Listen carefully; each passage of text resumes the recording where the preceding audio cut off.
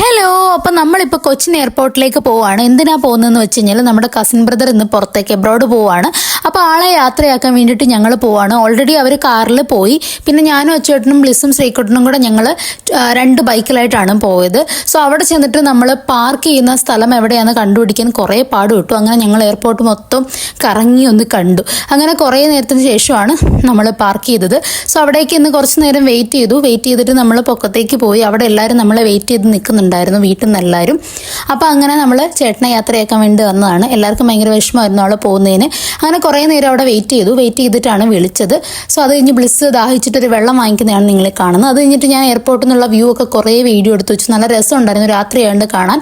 So അത് കഴിഞ്ഞിട്ട് അവരെല്ലാവരും പോയി. നമ്മളും തിരിച്ച് വീട്ടിലേക്ക് പോകാനുള്ള യാത്രയിലാണ്. സോ അത് കഴിഞ്ഞിട്ട് നമ്മൾ ഒരിടത്ത് കയറി ഒരു വെള്ളമൊക്കെ കുടിച്ചു. അപ്പോൾ എനിക്ക് അവിടെ നിന്ന് ഒരു പട്ടിക്കുട്ടനെ കിട്ടിയാൽ എന്നോട് കമ്പനി ഏതാണ് എൻ്റെ അടുത്ത് ഇരിക്കുന്നത്.